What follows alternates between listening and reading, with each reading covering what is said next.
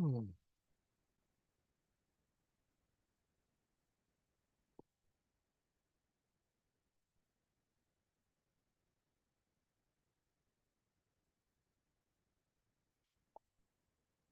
I got a good question from someone in my online statistics class that reads, for a confidence level of 90% with a sample size of 15, find the critical p-value. Round your answer to 3 decimal places. And the person who wrote the note says, I need help with this one. The videos available online are confusing for their understanding. Okay, so I'm going to make one more video. I'll walk through it with my process. Hopefully it'll make a little more sense having since you've already been somewhat confused. There's 2 parts to my process. First, I make a little drawing to help me sort out what I'm doing, and then I use technology for the calculation. So since I'm in the world of Zoom, I'm going to share a screen that will take us to the technology world, but I'm actually going to I'll start our path right at our I'll start our path to where we're going at our course homepage, so it looks kind of familiar. Okay, uh, here we go. Let me share that screen.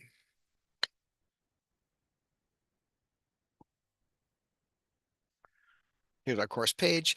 There's lots of links here to lots of resources, though where I want to go to do calculations is to the world of GeoGebra. So let me get a fresh window. Hey, computer, work with me. A fresh window. I'm heading to geogebra.com/classic. This is my favorite online stats calculator. When you land at geogebra.org/classic, um, there's options over on the left side. Sorry, right side of the screen. Probability calculator is the place I'm going to end up doing calculations. You can see it's got a little bell-shaped curve there. Looks like a t-distribution. All right, let me just, if this is new to anyone watching this, here's the notes to like keep your eyes paying attention to. We are here, geogebra.org/classic #probability. We're on the distribution side of this probability calculator. And we don't want to use this normal distribution because our question was about finding a critical t-value. So we're going to use the student t-distribution. Got to select that in this menu down here. See there, student, last letters T, student t-distribution. Here we go. Okay. And then the goal, I made it the title of this video, find the critical t-value for, let me get my notes going here, 90% confidence, uh, sample size of 15, and we want the critical t-value, if I can type it. Yeah. Okay, first thing we want to do is get the curve shaped correctly. That's going to be setting the degrees of freedom, df, down there in this zone right here. Got to get this number right. In this setting, that's going to be 1 less than the sample size. So first step, sample size is 15, so degrees of freedom, df, is, well, 15 minus 1, that's 14. Look at me showing my work like a math teacher. There's our degrees of freedom, 14. I'll update that number down here. Okay, shape of the curve changes slightly. All right. To figure out what I need to do to get the calculation done, I make a little drawing that helps me sort out what I need. So I draw a little bell curve in my notes. I'll just use Zoom's drawing tools here. So the drawing is going to be a little, I'm drawing with a mouse.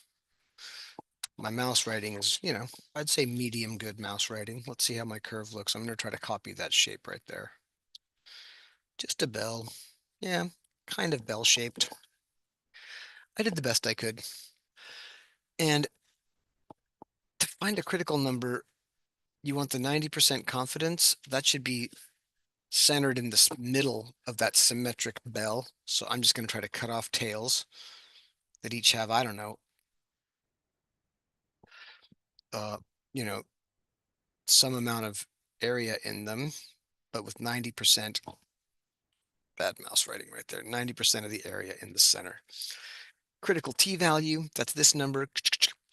Most books type it as a T star, T with a star. So that number is going to be the upper cutoff right there. T star. Some textbooks would put the degrees of freedom, like right here, 14, like a subscript. I think our book does that, so I'll do that.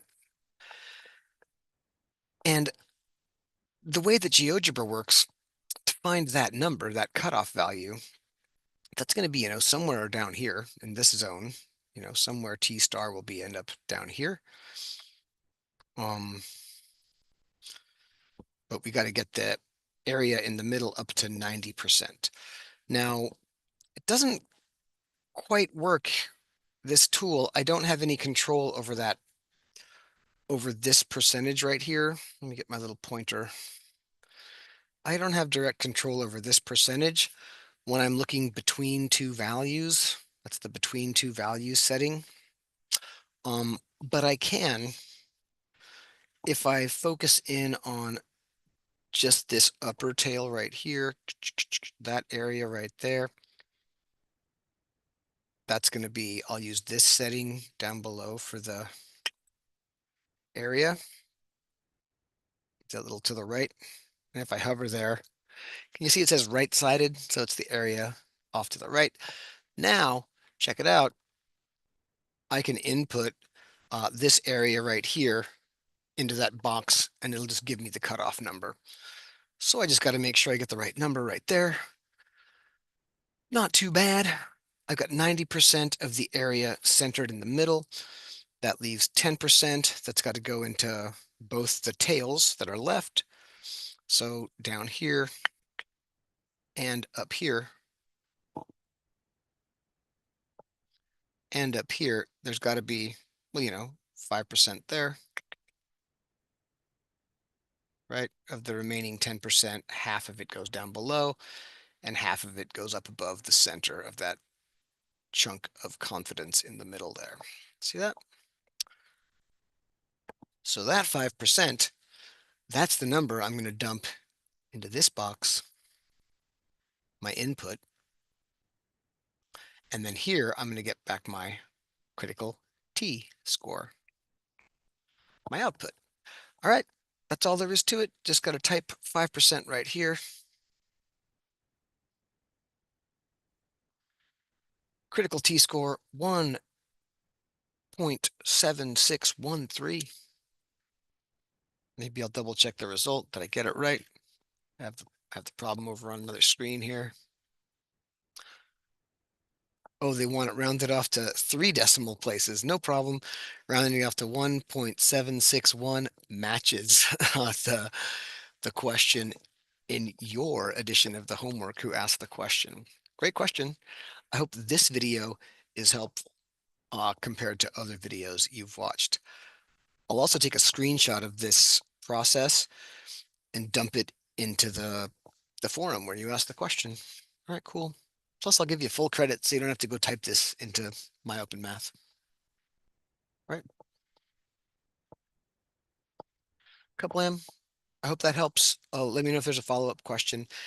And if anyone, or if you have a follow-up question, or if anyone who's working with me ever has a question about technology or finding these kinds of numbers, just reach out and we can talk about it directly, or I can make you a little note like this.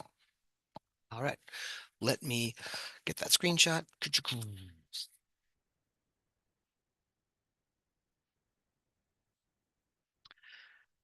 And then I can end this video. Bye.